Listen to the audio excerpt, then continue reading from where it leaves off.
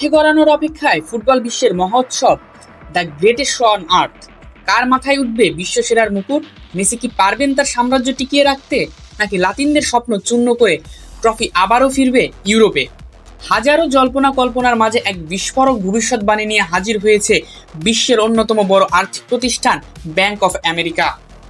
অর্থনৈতিক হিসাব মেলাতে মেলাতে এবার তারা মেলালো ফুটবলের ভবিষ্যৎ গণনা। তাদের প্রেডিকশন বলছে 2026 বিশ্বকাপের ফাইনালে মুখোমুখি হবে দুই ইউরোপিয়ান জায়ান্ট, ফ্রান্স ও স্পেন।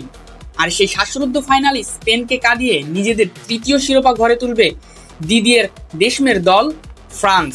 কিন্তু কেন ফরাসিরাই ফেভারিট? অ্যানালিস্টদের মতে ফ্রান্সের বর্তমান স্কোয়াড ডেপথ বিশ্বের যে কোনো দলের চেয়ে ঈর্ষণীয়। একদিকে কিলিয়ান এমবাপ্পের বিধ্বংসী ফর্ম আর অতিমানবীয় গতি, যা তাকে নিয়ে গেছে অনন্য উচ্চতায়।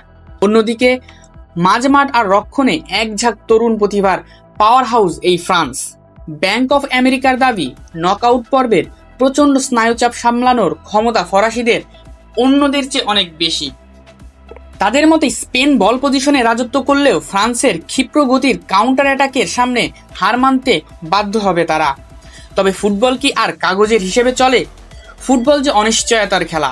বর্তমান চ্যাম্পিয়ন আর্জেন্টিনা কি এত সহজেই ছেড়ে দেবে তাদের সিংহাসন?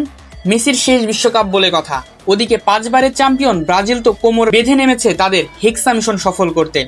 ব্যাংক অফ আমেরিকার এই সাহসী ভবিষ্যৎবাণী কি শেষ পর্যন্ত মিলবে, নাকি মাঠের লড়াই পাল্টে দেবে সব সমীকরণ? এমবাপ্পের ফ্রান্স কি সত্যিই পারবে তৃতীয়বারের মতো বিশ্ব চ্যাম্পিয়ন হতে?